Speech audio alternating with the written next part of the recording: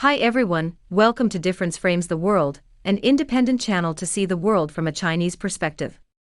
Even though our channel has been permanently demonetized, and we cannot find a person from the platform to get all pending payments back, we will not give up our work despite our dire financial situation.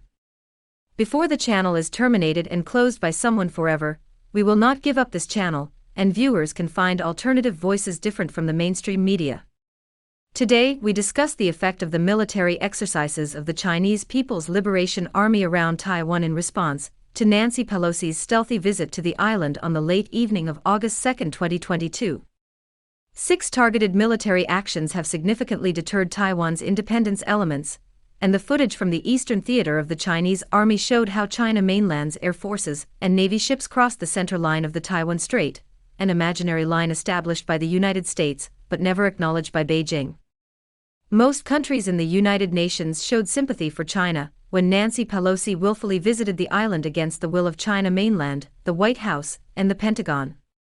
The U.S. military put Nancy Pelosi in Hawaii for one day, apparently trying to persuade the 82-year-old speaker from irritating Beijing with her conspiracy to create trouble across the Taiwan Strait.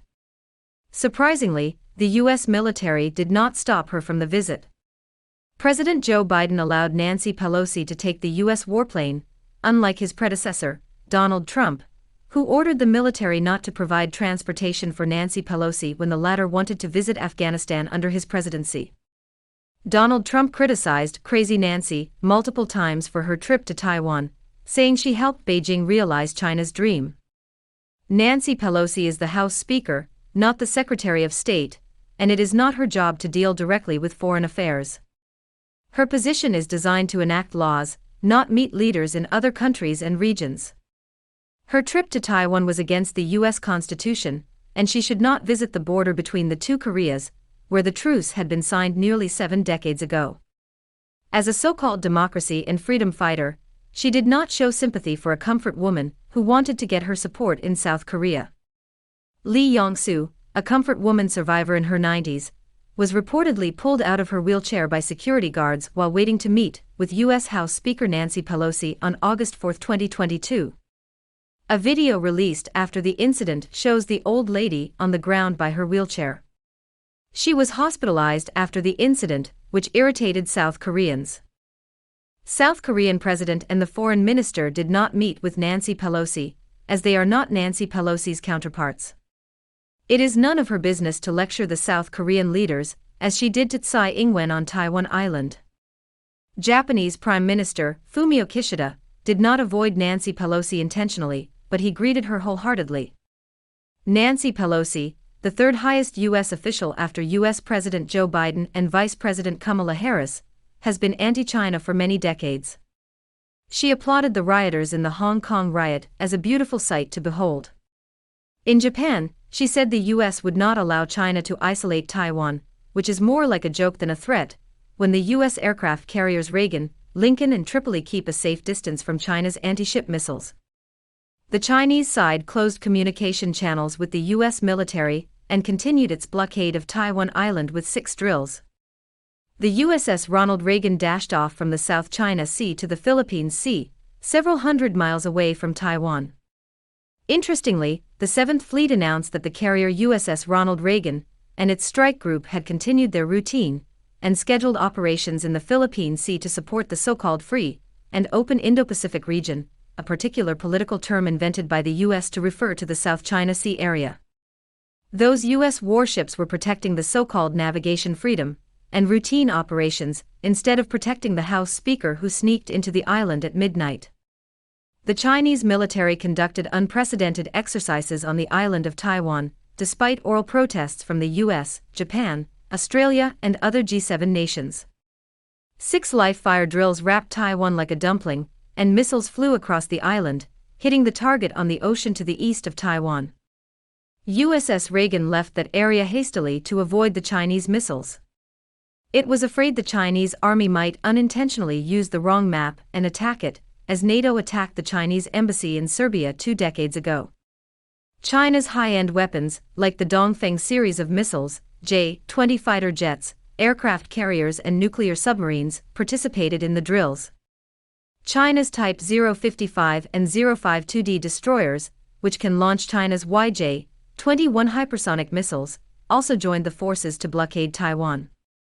It is worth mentioning that China's hypersonic missiles have been successfully tested from land, in the sea, on the ship, and under the water, and no country can intercept them with anti-missile systems.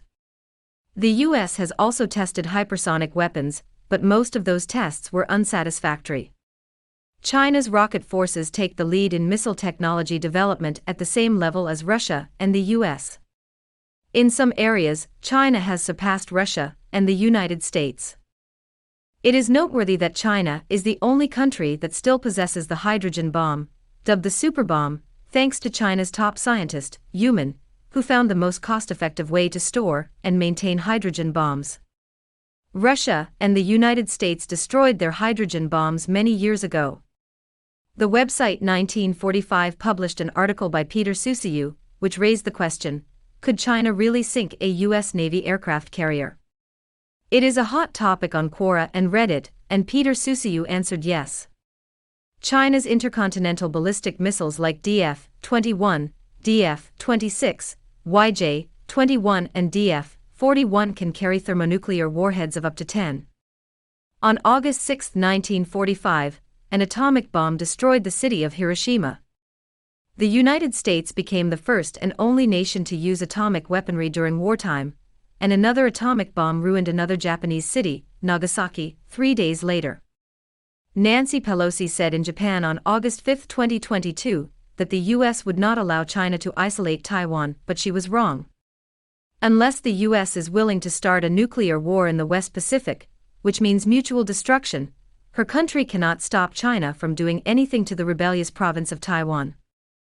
The 6 drills have proven that China mainland can take over Taiwan forcibly whenever it wants, but we do not think Beijing is in a rush. The time is on China's side, and the door of peaceful reunification has not closed yet. As long as the Taiwan DPP authorities do not declare independence, the People's Liberation Army will not take over Taiwan by force before 2025. Taiwan is there and cannot flow away, whether Beijing takes it or not.